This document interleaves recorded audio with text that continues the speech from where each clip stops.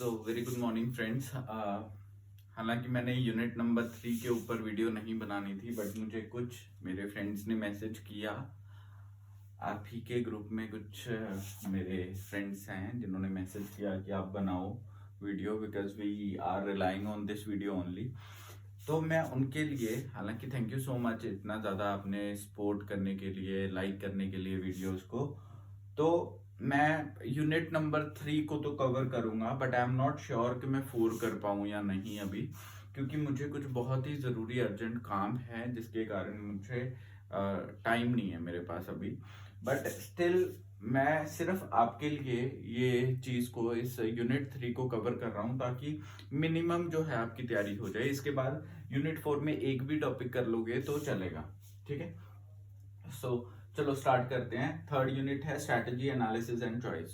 Unit थोड़ा छोटा है और छोटा मैंने कर दिया है, बाकी सारा कुछ समझा दूंगा, ठीक है। So strategy analysis and choice, but ये मेरी गारंटी है कि जब समझा दूंगा तब सब कुछ क्लियर है।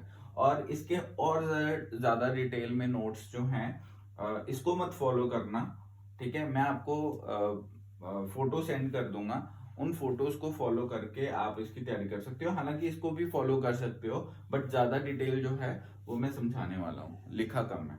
तो शुरू करते हैं। Strategy analysis and choice. देखो, हमने कंपनी में स्ट्रैटेजीज बनानी है, तो उनको एनालाइज करना, उनकी चॉइस करना, ये बहुत ही इंपॉर्टेंट रहता है कि मुझे कैसे उसको एनालाइज करना। देखो, जो स्ट्रैटेजी इंप्लीमेंट करते हैं हम अपनी कंपनी में, कोई मेथड इंप्लीमेंट करते हैं, तो उसमें बहुत सारे इश्यूज रेज हो सकते हैं, बहुत सारी मैनेजमेंट की प्रॉब्लम्स आ सकती हैं।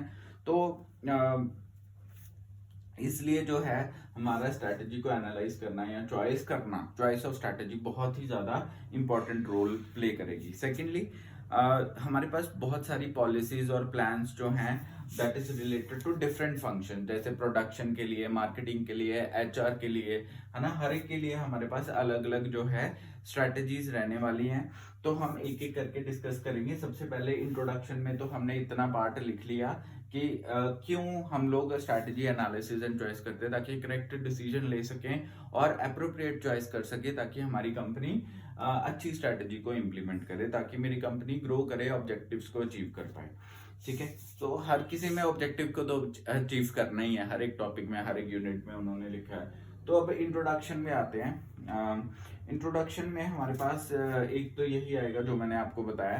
दूसरा, स्ट्रैटेजिक फॉर्मुलेशन एंड इम्प्लीमेंटेशन। ये हमारा फर्स्ट टॉपिक रहेगा इंट्रोडक्शन के अंदर, जहाँ पे कैसे स्ट्रैटेजी फॉर्मुलेट करनी है, इम्प्लीमेंटेशन, उसका नेचर और कॉम्प्रिहेंसिव फॉर्मुलेशन कैसे है। तो इसके अंदर ऐसा कुछ नहीं है, लेकिन स्ट्रैटेजी को कैसे फॉर्मुलेट करना है, कैसे इंप्लीमेंट करना है, उसके बारे में बताया।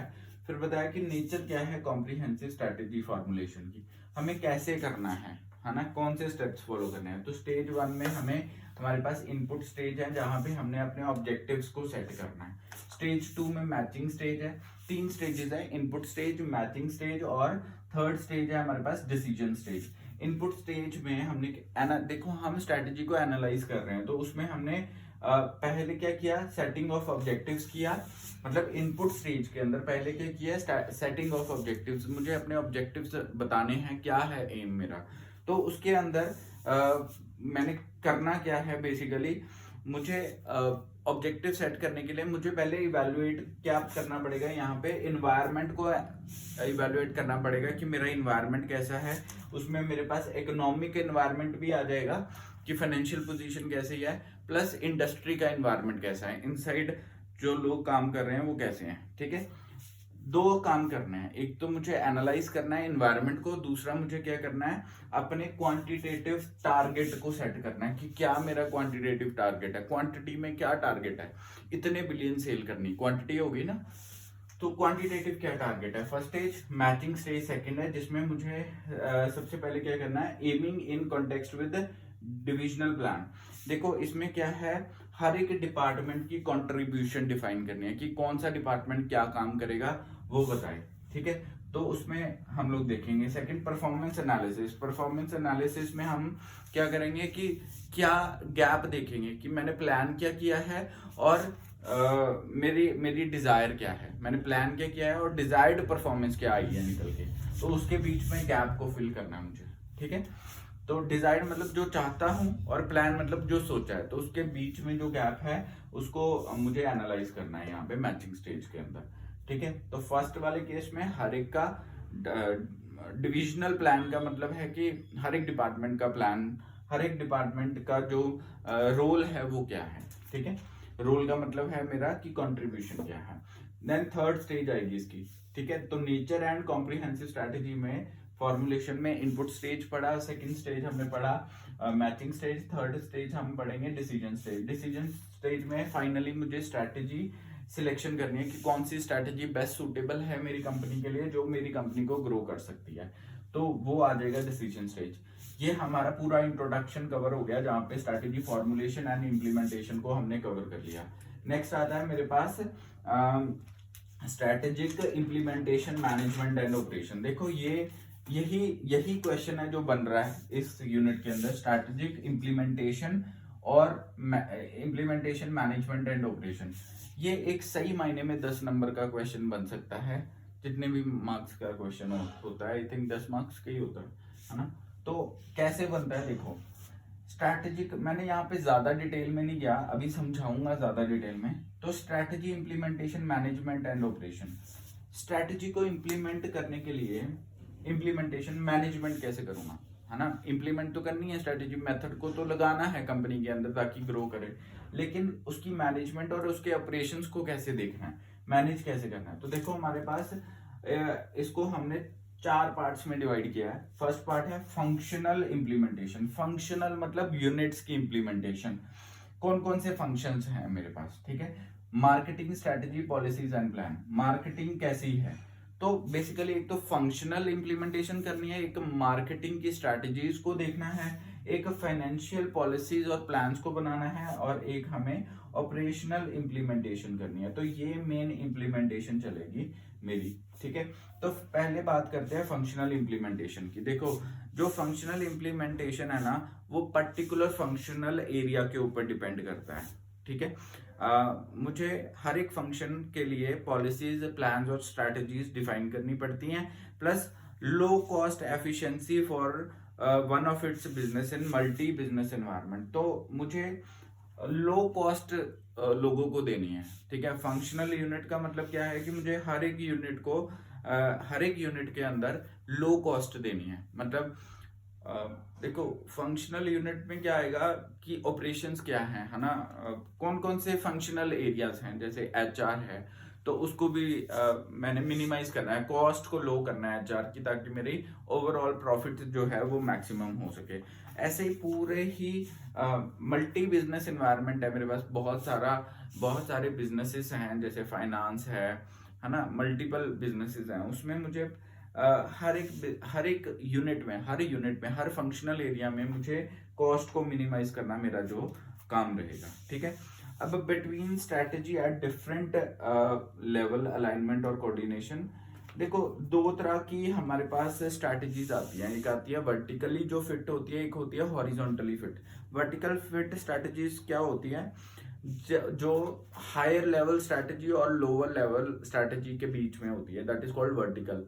ठीक है, और जो सेम लेवल पे होती है कंपनीज, जो सेम लेवल पे स्ट्रैटेजीज, कंपनीज नहीं स्ट्रैटेजीज जो सेम लेवल पे हम करते हैं, दैट इज हॉरिजॉन्टल। ठीक है, तो हॉरिजॉन्टली फिट हो सकती हैं वो स्ट्रैटेजीज। जैसे मैं बात करता हूँ, देखो वर्टिकल मतलब हायर लेवल का मतलब है कि जो स्ट्रैटेजी मेरी ओनर ऑफ कंपनी ने बनाई है, और एक स्ट्रैटेजी जो मेरी लोअर लेवल मैनेजर ने बनाई है, तो उनको करना, दैट मीन्स वर्टिकली आप लोग फिट कर रहे हो, है ना।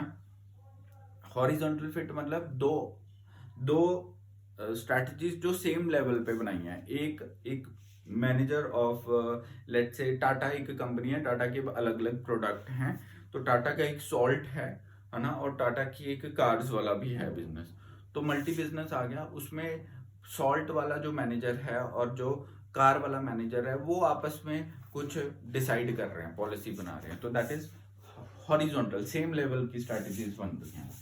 ठीक है, ये हो गया मेरा फंक्शनल इम्प्लीमेंटेशन और पॉलिसी। इस पे हर एक चीज जो है फंक्शनल इम्प्लीमेंटेशन मतलब जितने भी हमारे पास प्रोसेस आते हैं इसके अंदर, जैसे प्रोडक्शन आ गया, फाइनेंस आ गया, मार्केटिंग आ गया, MIS आ गया, HRM आ गया, वो सारे एक दूसरे के ऊपर डिपेंड कर रहे हैं। हर एक ये एक यूनिट है, हर एक ये एक फंक्शन है, तो हर एक फंक्शन एक दूसरे के ऊपर डिपेंड कर रहा है। तो आप कुछ इस तरह से डायग्राम भी बना सकते हो इसका। HRM है, ठीक है, ये डिपेंड कर रहा है प्रोडक्शन के ऊपर, ये डिपेंड कर रहा है मार्केटिंग के ऊपर, इनवर्सली भी है, ठीक है, और MIS IT है, ये भी है। तो एक सर्कल सा आपका बन जाएगा यहाँ पे, ठीक है, और बीच में फंक्शनल आ जाएगा। तो ये आपस में फंक्शनल जो है सबको इंटीग्रेट कर रहा है, ठीक है। तो implementation at functional level is usually carried out by middle level manager. तो जो फंक्शनल कौन करता है हमारे सेट, फंक्शनल लेवल जो है मिडल लेवल मैनेजर सेट करते हैं। लाइन मैनेजर्स मोस्टली रिस्पॉन्सिबल होते हैं मार्केटिंग और मैन्युफैक्चरिंग के लिए, ठीक है।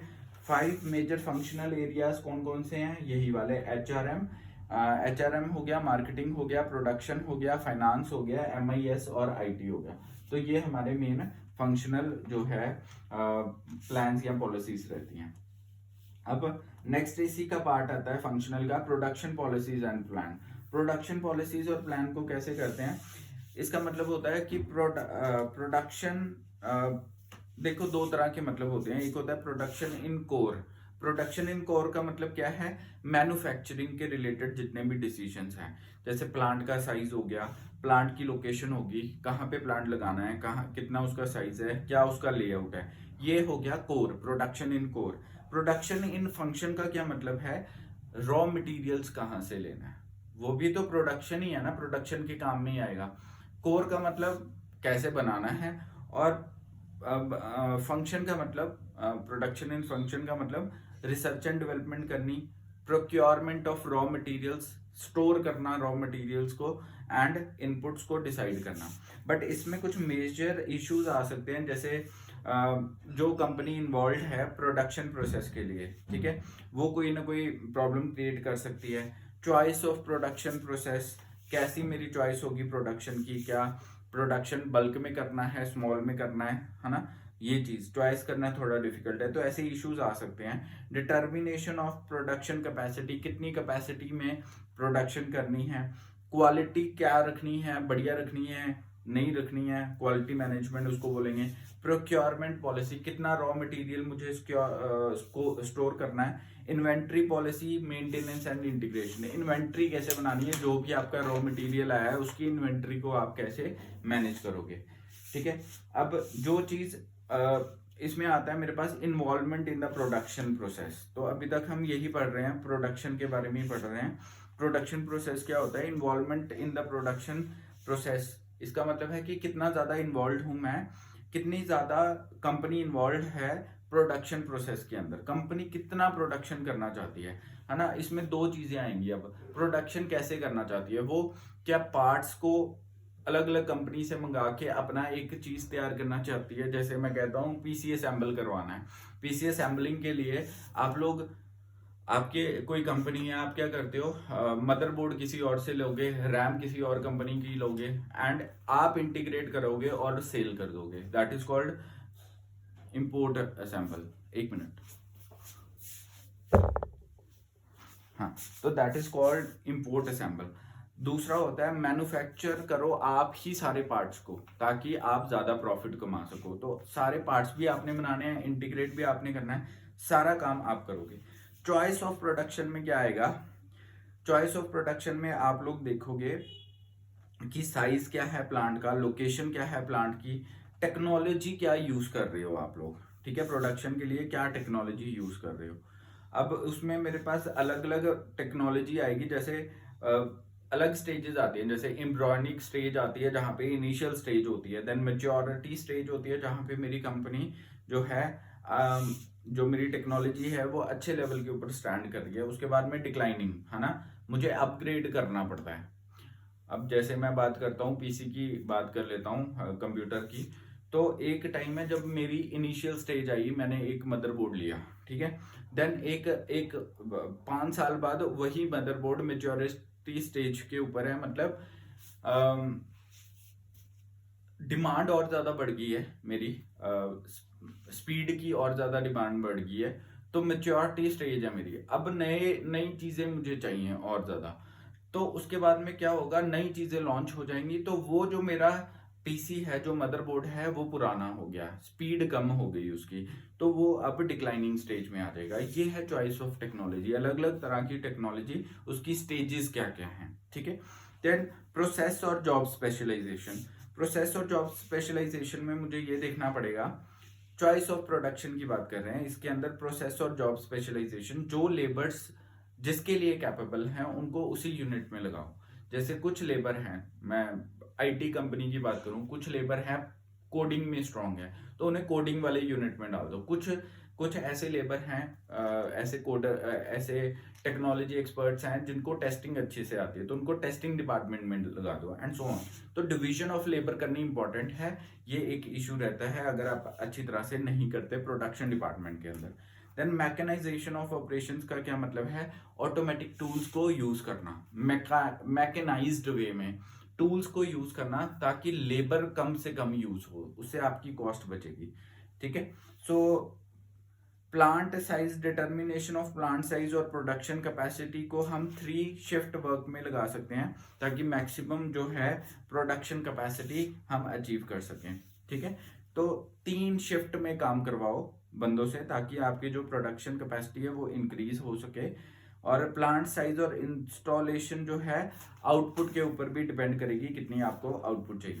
देन आता है क्वालिटी पॉलिसी और management. Quality of product determine करती है सक्सेस है या फेलियर है। जितनी अच्छी क्वालिटी दोगे उतना ज़्यादा कस्टमर सेटिस्फाई होगा। हमारे पास इसके लिए ISO international standard of organisation आई है आगे, जो 9000 सीरीज की है, जिसके थ्रू जो भी प्रोडक्ट आईएसओ मार्क्ड होगा वो प्रोडक्ट जो होगा सबसे बेटर और क्वालिटी वाइज बेटर माना जाएगा। तो ये एग्जांपल याद रखना, आईएसओ इंटरनेशनल स्टैंडर्ड ऑर्गेनाइजेशन। आपने आईएसओ मार्क्ड चीजें देखी भी होंगी अपनी लाइफ में, जैसे हेलमेट होते हैं कुछ, है ना। Procurement policy. प्रोक्योरमेंट पॉलिसी होता है क्वालिटी सिर्फ प्रोडक्शन के ऊपर ही डिपेंड नहीं करेगी, क्वालिटी रॉ मटेरियल के ऊपर भी और इनपुट के ऊपर भी हमारी डिपेंड करती है। तो हमें ऑप्टिमल बैलेंस लेके चलना पड़ता है रॉ मटेरियल, प्रोडक्शन और सेल्स के अंदर। देन आता है इन्वेंटरी और पॉलिसी मैनेजमेंट। ये सारा कुछ हम प्रोडक्शन के अंदर पढ़ रहे हैं अभी। तो balancing of procurement, production and sale is leveraged by inventory management. देखो इन्वेंटरी मैनेजमेंट होता है जहां पे मैं इन्वेंटरी बनाता हूँ, कितना रॉ मटेरियल आया, कितना प्रोडक्शन में यूज हुआ, एंड कितना फाइनल प्रोडक्ट जो है उसका क्या वेट हुआ। तो पूरी इन्वेंटरी बनानी, कहाँ से प्रोडक्ट आया, कैसे आया, इन्वेंटरी बना के रखनी, नोट रखना उसका, चाहे मैनुअली रखो चाहे आप उसको कंप्यूटर में स्टोर करके रखो, लेकिन प्रॉपरली इन्वेंटरी जो है, स्टोर जो है डेटा आपका होना चाहिए। नेक्स्ट आता है हमारे पास मार्केटिंग स्ट्रेटजीज। देखो marketing strategy, policies and plan में 4 P's इंपॉर्टेंट है। फर्स्ट है प्रोडक्ट, देन है प्राइस, देन है प्रमोशन, देन है प्लेस। प्रोडक्ट का मतलब यहाँ पे क्या है, प्रोडक्ट देखो इसके अंदर ना, मार्केटिंग के अंदर प्रोडक्ट, प्राइस, प्रमोशन और प्लेस। प्रोडक्ट मतलब प्रोडक्ट कैसा आप दे रहे हो, कौन सा प्रोडक्ट है। प्राइस मतलब आपने डिसाइड करना है क्या प्राइस पे वो प्रोडक्ट दोगे। प्रमोशन मतलब उसकी एडवर्टीजमेंट करनी। प्लेस मतलब जगह डिसाइड करनी कि कहाँ पे आप उस प्रोडक्ट को जो है वो मैन्युफैक्चर करोगे या मार्केटिंग करोगे उसकी, ठीक है। तो अब इसके अंदर कुछ इश्यूज आ सकते हैं, मार्केटिंग इश्यूज, जैसे कि product and product mix, pricing decision, product promotion, place या डिस्ट्रीब्यूशन, मार्केटिंग मिक्स। देखो जो प्रोडक्ट मिक्स होता है ना, वो क्या होता है, जैसे एक एग्जांपल ले लेते हैं, एक कंपनी जो सिमिलर टाइप ऑफ प्रोडक्ट्स को बना रही है, प्रोडक्ट मिक्स करना है ना, सिमिलर टाइप ऑफ प्रोडक्ट बनाने, जैसे कोलगेट है, कोलगेट टूथब्रश भी बनाएगी, कोलगेट टूथपेस्ट भी बनाएगी, ठीक है। तो प्रोडक्ट मिक्स है उसके अंदर। देन आता है प्राइसिंग डिसीजन। प्राइसिंग डिसीजन में क्या होता है कि एक पर्टिकुलर जितनी कॉस्ट मेरी प्रोडक्ट को बनाने में लगी है उससे कम तो मैं नहीं बेचने वाला प्रोडक्ट को, वो प्राइसिंग को डिसाइड करना, ठीक है। तो अब अलग अलग तरह की प्राइसिंग होती है, कॉस्ट बेस्ड होती है, डिमांड बेस्ड होती है, कंपटीशन बेस्ड होती है, वैल्यू बेस्ड होती है। अगर मैं कॉस्ट बेस्ड की बात करूं तो कितना मेरा लगा है उसके ऊपर, तो उसके अकॉर्डिंग मुझे कॉस्ट डिसाइड करनी है, कितना मार्जिन सेट करना है, क्या करना है। डिमांड बेस्ड में मेरे पास आता है प्रीमियम, आता है पेनिट्रेशन, आता है बंडल, आता है स्किमिंग, आता है न्यूट्रल, आता है पोर्टफोलियो, आता है और प्रमोशनल आता है। प्रीमियम मतलब अच्छी क्वालिटी का प्रोडक्ट देना कस्टमर को। पेनिट्रेशन मतलब एक बार मार्केट में एंटर करना है कम प्राइसेस के ऊपर, उसके बाद में प्राइस को सेटल करना। बंडल मतलब इकट्ठा करके, जैसे हम पैक लेते हैं ना, पैक ऑफ टी शर्ट्स, तो पैक ऑफ टी शर्ट्स हम देते हैं ताकि कस्टमर अट्रैक्ट हो सके। और देन आता है स्किमिंग। स्किमिंग का मतलब होता है कस्टमर यूनिक फीचर के अकॉर्डिंग पे कर देता है। मतलब जैसे आईफोन है, आईफोन के यूनिक फीचर्स हैं कुछ, तो उसके अकॉर्डिंग वो अच्छा पे कर सकता है। देन आता है मेरे पास न्यूट्रल। न्यूट्रल मतलब न्यूट्रल का मतलब होता है कुछ एक्स्ट्रा देना। जैसे 5 स्टार है, 5 स्टार बोल दिया 5% एक्स्ट्रा दूंगी, ठीक है, चॉकलेट में, ठीक है, तो कुछ एक्स्ट्रा देना ताकि कस्टमर अट्रैक्ट हो। पोर्टफोलियो। पोर्टफोलियो का मतलब होता है, जैसे एक एग्जांपल लेते हैं कि प्रोडक्ट है मेरा जिलेट की शेफ्टी और ब्लेड। जिलेट की शेफ्टी जो है वो सस्ती होती है, लेकिन उसके आफ्टर जो उसकी एक्सेसरी होती है वो महंगी होती है। तो ऐसी पॉलिसी लगाना, that is called, that is also demand based, है ना। Then promotional. प्रमोशनल मतलब मार्केट एक्सेप्टेंस कितनी है, प्रमोट करना, देखना, चेक करना, एनालाइज करना। देन आता है competition based pricing decision. Competition based pricing decision में आता है वेदर कंपनी मेरी लीडर है, चैलेंजर है, फॉलोअर है, उसके अकॉर्डिंग डिसाइड करना। अगर तो मैं सबसे ऊपर हूँ, मतलब मैं लीडर हूँ, अगर मेरी कंपनी सबसे ऊपर है। अगर चैलेंजर है, मैं किसी को चैलेंज कर रहा हूँ, मतलब मेरी कंपनी चैलेंजिंग है दूसरी कंपनीज के लिए, तो अकॉर्डिंगली प्राइस डिसाइड होगा। अगर मैं फॉलोअर हूँ तो प्राइस कम ही रखना पड़ेगा, ठीक है। देन वैल्यू बेस्ड आता है प्राइसिंग डिसीजन। इसमें दो तरह की वैल्यूज होती हैं, परसीव्ड वैल्यू और value for money. Perceived value जो देख के प्रोडक्ट को लगता है ये वैल्यू होनी चाहिए। एक होती है वैल्यू फॉर मनी, क्वालिटी के अकॉर्डिंग मनी, क्वालिटी के अकॉर्डिंग मनी रखना, तो वैल्यू बेस्ड, वैल्यू क्या है उसकी, ठीक है। देन आता है मेरे पास थर्ड इशू, इसमें प्रोडक्ट प्रमोशन का। मार्केटिंग स्ट्रेटेजी ही अभी चल रही है, तो इसमें आता है प्रोडक्ट प्रमोशन। इसको मैं एडवर्टीजमेंट के थ्रू कर सकता हूँ, सेल्स या प्रमोशन के थ्रू कर सकता हूँ, पर्सनल सेलिंग के थ्रू कर सकता हूँ, और पब्लिक रिलेशंस के थ्रू कर सकता हूँ। देन फाइनली मेरे पास आता है प्लेस डिस्ट्रीब्यूशन और मार्केटिंग मिक्स। यहाँ पे आएगा प्लेस डिस्ट्रीब्यूशन। प्लेस डिस्ट्रीब्यूशन ना अलग अलग तरह की होती है, 0 level, 1 level, 2 level, 3 level. 0 level में क्या होता है, प्रोड्यूसर होता है और कंज्यूमर होता है, दोनों आपस में इंटरेक्ट करते हैं, तो हम डिस्ट्रीब्यूट कर रहे हैं प्रोडक्ट। अब प्रोड्यूसर मैं हूँ, कस्टमर आप हो, बस आपको दे दिया प्रोडक्ट। 1 लेवल में क्या होगा, मैं प्रोड्यूसर हूँ, मेरे आगे कोई एजेंट रखा है, मैंने एजेंट को प्रोडक्ट दिया, उसने आगे आपको दिया, दैट इज 1 लेवल। 2 लेवल में क्या होगा, होलसेलर भी आ जाएगा, रिटेलर भी आ जाएगा, तो मैंने होलसेलर को दिया, होलसेलर ने रिटेलर को दिया, रिटेलर ने कस्टमर को दिया। 3 लेवल के अंदर 2 होलसेलर आ जाएंगे, 1 रिटेलर आ जाएगा, ठीक है। देन आता है मार्केटिंग मिक्स। मार्केटिंग मिक्स क्या है, अलग अलग सब एलिमेंट्स हैं मेरे पास, प्रोडक्ट्स हैं, प्लेस है, वो सारे आपस में इंटीग्रेटेड हैं। मार्केटिंग स्ट्रैटेजी लग रही है, मतलब प्रोडक्ट है, जगह है, मार्केटिंग स्ट्रैटेजी लगा रहा हूँ, कस्टमर को दे रहा हूँ, कस्टमर फीडबैक दे रहा है, तो वो सारा कुछ मिला के क्या बन जाएगा मेरा मार्केटिंग मिक्स। और मार्केटिंग मिक्स में सबसे इंपॉर्टेंट क्या है, राइट प्रोडक्ट को देना, राइट जगह पे देना, राइट प्रमोशन में देना, और राइट प्लेस पे देना, ठीक है। तो ये मेरा मार्केटिंग मिक्स की जो स्ट्रैटेजी है वो रहेगी। देन आता हूँ मैं फाइनेंशियल पॉलिसीज एंड प्लान पे। फाइनेंशियल पॉलिसीज एंड प्लान में क्या होता है, मुझे सोर्सेज ऑफ फंड्स देखने हैं, एलोकेशन ऑफ फंड्स देखने हैं, management and control of funds को डिसाइड करना है। इसी के अंदर फाइनेंस के अंदर मेरे पास HR पॉलिसी एंड फंक्शन भी आ जाएगा, और MIS IT पॉलिसी भी आ जाएगा। सबसे पहले बात करते हैं सोर्सेज ऑफ फंड की। सोर्सेज ऑफ फंड जो है मेरे पास वो उसके अंदर मेरे पास कैपिटल स्ट्रक्चर कैसा है, कैपिटल इश्यूज क्या क्या आ सकते हैं। कैपिटल मतलब मनी, तो मनी रिलेटेड इश्यूज, मनी का स्ट्रक्चर क्या है मेरे पास, कैपिटल प्रोक्योरमेंट प्लान क्या है मेरा, बोरोइंग कहाँ से कर रहा हूँ, रिजर्व कितना है, सरप्लस कितनी मनी पड़ी है, ये सारा सोर्सेज ऑफ फंड्स के अंदर आएगा। अगर मैं इसको ब्रॉडली डिवाइड करूं तो sources of fund short term sources हैं और लॉन्ग टर्म सोर्सेज हैं। शॉर्ट टर्म में हमारे पास बैंक्स आते हैं, फाइनेंशियल इंस्टीट्यूशन आते हैं, लीज्ड एसेट्स आते हैं। शॉर्ट टर्म का मतलब है बैंक से लोन लेना, लोन लिया है वो वाला, या बैंक की मनी जो आपने रखी है, या फाइनेंस करवाते हो, कहीं से आप पैसा लेते हो कहीं से ज़्यादा इंटरेस्ट पे, उसको बोल सकते हैं। ऐसे इंस्टीट्यूशंस हमारे आते हैं short term sources of funds में। लीज्ड एसेट, जिसको आप सामान दे देते हो कुछ, है ना, और लीज पे, रेंट पे, है ना, और आप उसको उससे पैसे ले लेते हो, राइट। देन लॉन्ग टर्म में आता है फिक्स डिपॉजिट करवा देना देर के लिए, ठीक है, और शेयर कैपिटल में पैसा लगाना, एटसेट्रा। अब इसमें फैक्टर्स कौन कौन से हैं फाइनेंशियल पॉलिसीज में? नेचर ऑफ बिजनेस कैसा है, पर्पस ऑफ फाइनेंसिंग क्या है, कॉस्ट ऑफ फाइनेंसिंग क्या है, फाइनेंशियल लेवरेज क्या है, कंट्रोल और इंटरफेरेंस मैनेजमेंट में कौन सी है, और ऑर्गेनाइजेशन की एबिलिटी क्या है। ये फैक्टर्स इसमें रहेंगे हमारे सोर्सेज ऑफ फंड्स में।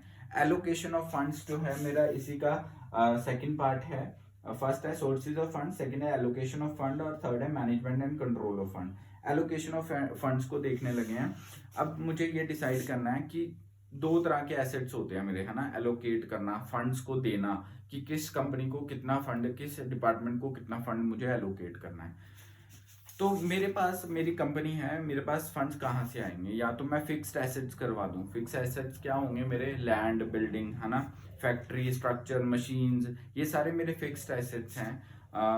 या इन्वेस्टमेंट डिसीजंस है मेरी, ठीक है, प्लांट्स, इक्विपमेंट्स, फर्नीचर, ट्रांसपोर्ट, ये सारा क्या है? Fixed assets. करंट एसेट्स क्या है? कैश कितना है मेरे पास, ठीक है, कैश बैंक में कितना है मेरे पास, इन्वेंट्री क्या है, मतलब रॉ मटेरियल कितना है, वर्क इन प्रोग्रेस कितना है, शॉर्ट टर्म लोन्स कौन से हैं, ये करंट एसेट्स में आएगा, ठीक है। तो 3 मेन स्टेप्स होता है इसमें इन formulation and implementation of funds. एक तो मुझे इन्वेंट्री प्रॉपरली मैनेज करनी है, क्रेडिट और डेबिट पॉलिसी को देखना है, कैश बैलेंस को देखना है, तो ये सारा कुछ मेरा इसी में आ जाएगा। देन लास्ट आता है management and control of funds. Management and control of funds में मैं लिखूंगा सोर्सेज, कहाँ से मेरे पास फंड आ रहा है, और डिप्लॉय कहाँ कहाँ पे कैसे कैसे करना है, इस चीज को डिसाइड करना, मैनेज करना, ये काम रहेगा। देन आती है HR पॉलिसीज एंड फंक्शन। देखो HR पॉलिसीज एंड फंक्शन के अंदर मेरे पास आता है कि मुझे ह्यूमन रिसोर्सेज को रिक्रूट करना, डेवलप करना, पर्सोनल को रिटेन करना, मतलब किसी को जाने नहीं देना, उसको किसी ना किसी वे से रोक के रखना, ठीक है, इंसेंटिव सिस्टम देना, इंसेंटिव्स देने उनको, बोनसेस देने, जॉब मोबिलिटी और सक्सेशन प्लानिंग, तो जॉब, उनकी जॉब को ट्रांसफर करना कहीं ना कहीं, है ना। HR डेवलपमेंट जो है वो होती है थ्रू पोस्टिंग्स, पोस्ट करना, ट्रांसफर करनी, प्रमोशंस, ट्रेनिंग देनी।